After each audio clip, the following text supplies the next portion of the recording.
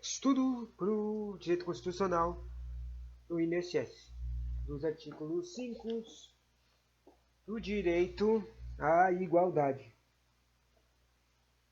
Segundo o mestre José Afonso da Silva, as constituições só têm reconhecido a igualdade no seu sentido formal jurídico, igualdade perante a lei. A Constituição de 1988 abriu a capítulo dos direitos individuais com o princípio de que todos são iguais perante a lei, sem descrição de qualquer natureza.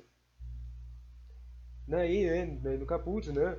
Todos são iguais perante a lei, sem distinção de qualquer natureza, garantindo seus brasileiros e aos estrangeiros viventes no país inviolabilidade do direito à vida, à liberdade, à igualdade, segurança, propriedade, nos seguintes termos.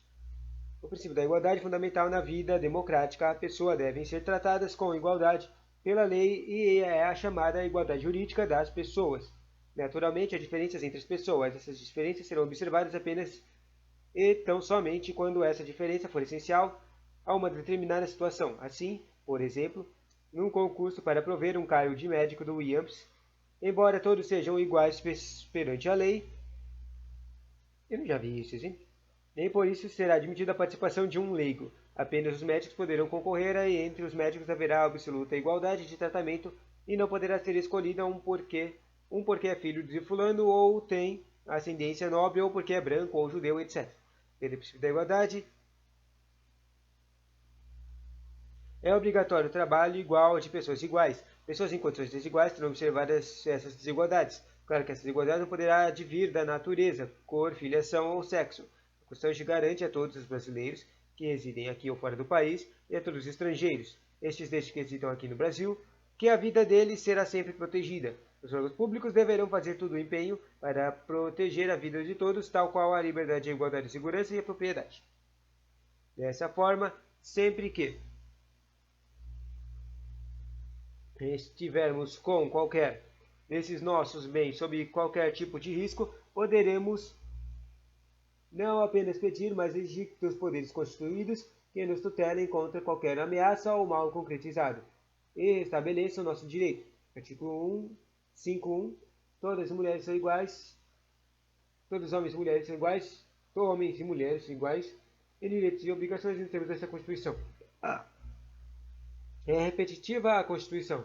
Se já proclamara que todos são iguais perante a lei, não precisaria especificamente em relação ao sexo estabelecer novamente a igualdade.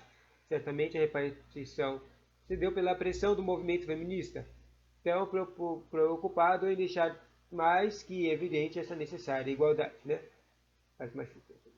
Mas essa igualdade é importante, porque não admitirá tratamento diferenciado de homens e mulheres, tanto nos direitos quanto nas obrigações. Ambos terão a mesma capacidade de gozo ou fruição de assunção. Artigo 2265. Os direitos e deveres referentes à sociedade conjugal são exercidos igualmente pelo homem e pela mulher. As mulheres agora são tratadas como iguais aos homens. No casamento, ambos têm os mesmos direitos e obrigações. Agora, também, os homens poderão pedir pensão à mulher se ela tiver rendimentos e a ele não. As desigualdades constitucionais. Essa igualdade entre homens e mulheres, aliás, é a quebrada pela própria Constituição Federal, em favor das mulheres. Confira. Artigo 201, súmula 7. É assegurada a aposentadoria no regime geral da Previdência Social nos termos da lei, obedecidas as seguintes condições. 1. 35 anos de contribuição se homem e 30 anos de contribuição se mulher. 65 anos de idade se homem e 60 anos de idade se mulher. Reduzido em 5 anos o limite para os trabalhadores rurais de ambos os sexos e para os que exerçam suas atividades em regime de economia familiar. Nesses incluídos o produtor rural, o garimpeiro e o pescador artesanal. O tempo para aposentadoria aqui definido estava antes estabelecido no artigo 2 e seus incisos parágrafos com a substancial diferença de que o texto revogado referia-se ao tempo de trabalho, enquanto o novo texto exige tempo de contribuição. Antes de para fazer jus ao benefício bastava a comprovação de que trabalhou sem prova de conhecimento, enquanto agora será imprescindível a prova de que contribuiu, ou seja, de que pagou o sistema previdenciário.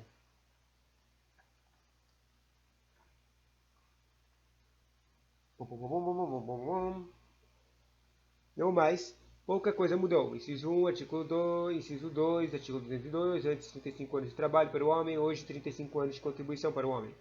Antes, 30 anos de trabalho para a mulher, hoje, 30 anos de contribuição para a mulher. Inciso 2, inciso 1, estabelecendo identidade para homem e mulher de se aposentarem com redução de 5 anos de trabalhadores de atividades mais sacrificadas. Artigo 40. Aos servidores titulares de cargos efetivos da União do Estado do Distrito Federal e dos municípios, incluídas suas autarquias e fundações, assegurado regime de previdência de caráter contributivo e solidário, mediante contribuição do respectivo ente público, dos servidores ativos e inativos, dos pensionistas, observados os critérios que preservem o equilíbrio financeiro e atuário e o disposto neste artigo. Os servidores abrangidos pelo regime de previdência de que trata este artigo serão aposentados, calculados seus proventos a partir dos valores fixados na forma do súmula 3 e 17, voluntariamente, desde que cumprido a tempo mínimo de 10 anos de efetivo exercício no serviço público e 5 anos no cargo efetivo, em que se dará a aposentadoria, observadas as seguintes condições. A grande inovação é a exigência de um tempo mínimo de exercício no serviço público e de um tempo mínimo também no cargo. Só poderá se aposentar com os proventos do cargo que ocupa quem já trabalhou pelo menos 10 anos de exercício no serviço público e 5 anos no cargo. E ainda não poderá ser muito jovem, somente poderá se aposentar quem tiver uma idade mínima. Nas duas hipóteses anteriores, o serviço público era aposentado compulsoriamente, ou seja, mesmo que não quisesse, era obrigado a se afastar do serviço público ou porque incapacitado, invalidez ou doença, ou porque velho. Nas hipóteses seguintes, o funcionário receberá a aposentadoria como um prêmio por haver trabalhado o tempo suficiente, principalmente pago o suficiente, se quiser, e poderá se afastar do serviço público recebendo seus vencimentos e salários integralmente, se não quiser. Poderá continuar trabalhando até que eventualmente fique válido ou atinja a aposentadoria compulsória, e quando será aposentado, na marra. Nessa hipótese, receberá sempre vencimentos integrais e já completará tempo total para a aposentadoria voluntária. 60 anos de idade e 35 de contribuição se homem e 55 de idade e 30 de contribuição de se mulher.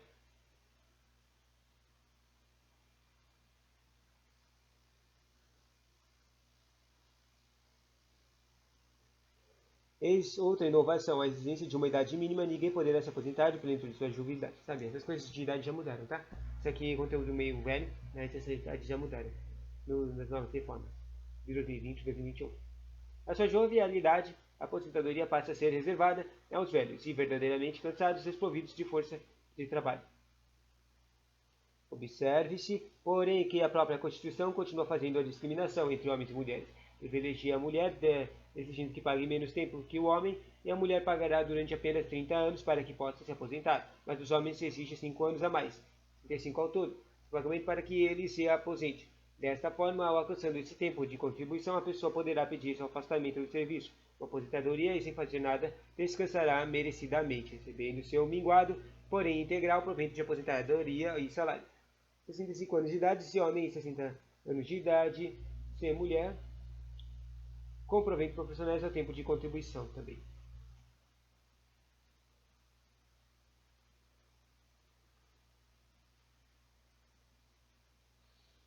Essa coisa de voluntariamente, né, de condições. A inovação, por fim, a aposentadoria proporcional ao tempo de serviço, preservando a aposentadoria proporcional à idade, porém o vinculou ao tempo de contribuição, e não mais ao tempo de serviço, como fazia outrora na linha D, neste mesmo artigo. Eu só li até o A e B. Aos 65 anos de idade, se homem, e aos 60 mulher, com proventos proporcionais ao tempo de serviço. E outra possibilidade de se aposentar a serviço público, mesmo que ainda não tenha completado o tempo de serviço, contribuição, poderá se afastar se já estiver fraquejado e velhinho, o homem já com 65 anos de idade, e a mulher com 60 anos de idade. Esta opção só poderá ser feita depois de haver alcançado tal idade, nunca antes, e pouco importará há quanto tempo já trabalhou. O tempo já trabalhado só influenciará no tempo de contribuição, e este no cálculo de vencimentos proporcionais que serão pagos se ele se aposentar. Também nesta hipótese, o vencimento será proporcional, e se o homem pagou 20 anos, receberá 20. Se pagou apenas 13 anos, receberá 13. Se a mulher pagou 20 anos, receberá 20 e 30. E se pagou apenas 13, 30, 13 e 30. É tipo assim, a quantidade de anos que contribuiu, tem uma coisa isso aqui que ela é contada por dias. Então, a quantidade de anos que contribuiu é dividida pelo total, né? Aqui no caso do homem é 35 e no treco de 30 anos. Daí, essa quantidade é paga. Destaca-se que a reforma da Previdência eliminou a linha C desse artigo, inciso que permitia a aposentadoria de aos 30 anos de serviço homem e 25 de mulher com proventos profissionais nesse tempo. Não entendi o que é o permitia quando que é. Tipo, ele fala que só idades e coisas, mas não fala isso aqui. A igualdade do trabalho.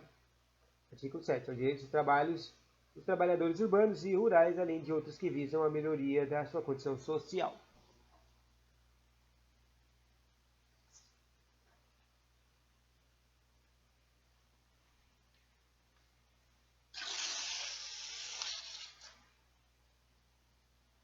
Aumento de condição social, né?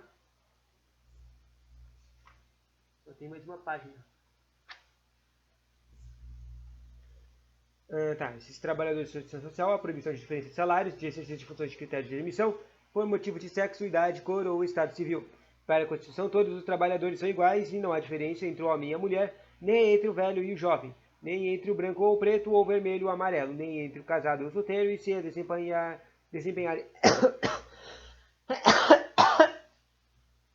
a atividade igual, deverão receber salários iguais. Nem poderá haver preferências na admissão pelo fato de ser homem ou mulher. Mais há, né? Mais há.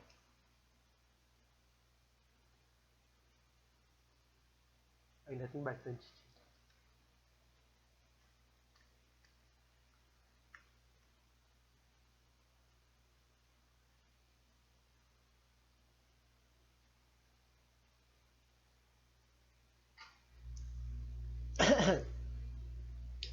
Proibição de qualquer discriminação no tocante do salário, critério de admissão do trabalho portador de deficiência.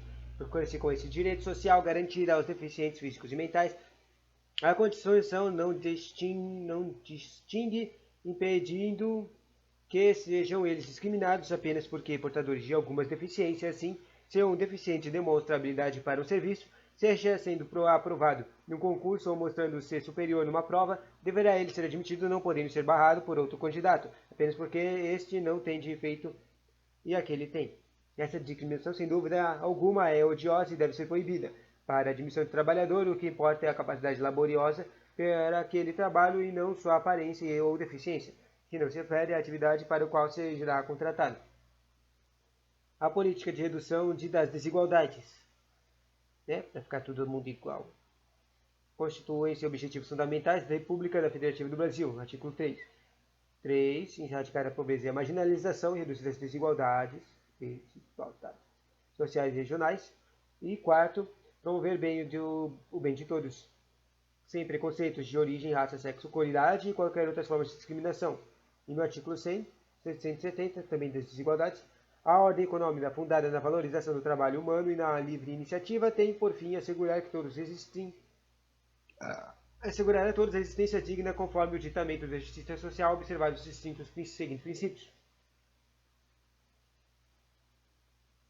E aqui vai ter os princípios. A Constituição preocupou-se com a ordem econômica e financeira, pois é ela o instrumento material da realização das necessidades do povo e do Estado. Se as finanças não forem organizadas, haverá selvageria, que levaria à exploração do povo em benefício exclusivo dos fortes economicamente. É por isso que a Constituição deixou claro que o trabalho e a livre iniciativa são os fundamentos da nossa ordem econômica, mas essa deverá se guiar, dentre outros princípios, pelos seguintes. 4. A livre concorrência, que é o princípio proibido do monopólio. Todo mundo tem direito de disputar qualquer mercado, de ingressar em qualquer tipo de atividade, e não há reserva de atividade econômica, ou industrial, ou agrícola para ninguém. E o princípio de redução das desigualdades regionais e sociais, que, evidentemente, o ideal para todos os nós brasileiros seria que não houvesse nenhuma região pobre, que o interior do Piauí fosse tão rico quanto o interior de São Paulo, que não houvesse favela, que todas as pessoas tivessem moradia semelhante às da Zona Sul do Rio de Janeiro. Poesia, apenas uma preocupação assumida pela Constituição a ser perseguida para que essas diferenças ao menos diminuam, já que não acabaram jamais. Artigo 193. A ordem social tem como base o primado do trabalho, com o objetivo do bem-estar e a justiça sociais.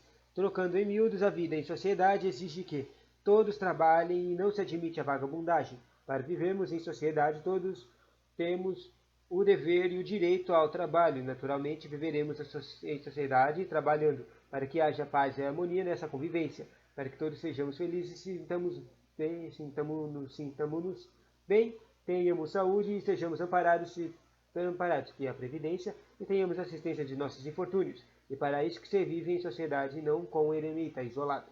A justiça social é outro dos objetivos, ou seja, mais uma razão para que vivamos juntos com nossos semelhantes. O que é justiça social? É o sonho de que todos tenhamos todas as nossas necessidades atendidas, que cada um tenha o que é seu, aquilo que conquistou com o suor de seu trabalho, que à medida do possível os seres humanos sejam todos iguais, não apenas perante a lei, mas perante a realidade, com a mesma fartura, com as mesmas condições materiais e com a mesma cultura e educação, etc. Claro que é um ideal para ser perseguido eternamente, para isso vivemos em sociedade. A saúde é direito de todos e dever do Estado, garantido mediante políticas sociais e econômicas que visam a redução do risco de doença e de outros agravos e ao acesso universal e igualitário das ações de serviços para a sua promoção, proteção e recuperação. É importante destacar que a saúde é direito de todas as pessoas e não apenas dos que pagam IAPAs. É um dever do Estado, o poder público. As pessoas devem se beneficiar dos serviços que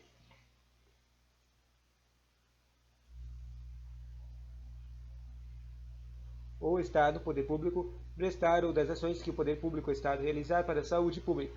Acesso universal significa que todas as pessoas, todas mesmo, têm direito aos serviços de saúde do Estado. E igualitário quer dizer que todos terão o mesmo atendimento, o rico não tenha mais direito do que o pobre, e quem paga o IAPAS não tem o mesmo de mais direito que quem não paga. 205. A educação de todos é dever do Estado e da família e será promovida e incentivada com a colaboração da sociedade, visando ao pleno desenvolvimento da pessoa e seu preparo para o exercício da cidadania, a sua qualificação para o trabalho. Merece destaque a proclamação da educação como um direito de todas as pessoas e um dever do poder público, e um dever também da família. Isso significa que todas as pessoas indistintamente poderão exigir que o poder público cumpra com a sua obrigação. Também a família será responsabilizada, caso não zele, para que seus filhos recebam educação. É bom lembrar que antes a lei já responsabilizava a família, particularmente os detentores do pátrio poder, obrigando-os a zelar pela educação dos filhos. Se um pai ou mãe não der educação, escola, ainda que doméstica, ao filho poderá responder até criminalmente e comete crime de abandono intelectual. O pai ou mãe que deixar de sem justa causa de prover a instrução primária de seu filho da idade escolar, esse dever de família também restrito à lei ordinária, hoje já é obrigação alcançada no nível constitucional. Curioso registrar que esse dever deverá ser cumprido, contando que a colaboração da sociedade significa que a comunidade deverá participar direta ou indiretamente do processo educativo, mesmo porque a Constituição deixou claro que a educação visa exatamente a preparar as pessoas para o exercício da cidadania, conjunto de direitos, deveres políticos que permitem às pessoas a participar da democracia, ou seja, da gestão de interesses nacionais e de qualificarem-se para o trabalho. E para terminar, não, esse aqui é o penúltimo, a igualdade de obtenção de justiça. Artigo 5, num dos incisos lá, está escrito: não haverá juiz ou tribunal de exceção, que seria a profunda imoralidade quebrando o princípio da igualdade, que para certas pessoas houvesse uma justiça à parte, uma justiça diferente das outras. A atividade jurisdicional de prestação de justiça é prevista na Constituição, segundo regras e critérios universais. Ela destina-se, porém, a todos conforme se enquadram ou não naquelas regras. Juiz ou tribunal de exceção seria aquele que escapasse daquelas regras e critérios universais e visasse beneficiar específica e excepcionalmente algumas pessoas. Não podem ser consideradas juízos de exceção as justiças de competência especial, ou seja, criadas para o julgamento de matérias específicas, tipo a justiça militar, a justiça eleitoral, a justiça do trabalho, por exemplo. Estas têm a previsão de constitucional e especialização da matéria, e o que permite um aprimoramento do conhecimento necessário à compreensão de fatos e situações sob julgamento. A igualdade na imposição tributária, artigo 145, súmula 1.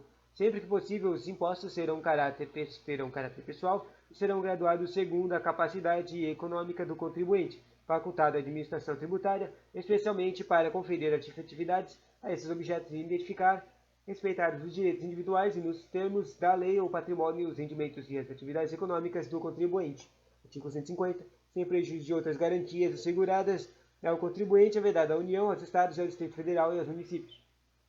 Segundo, instituir tratamento desigual entre contribuintes que se encontrem em situações equivalentes, proibida qualquer distinção em razão de ocupação profissional ou função por eles exercida, independentemente da denominação jurídica dos rendimentos, títulos e direitos.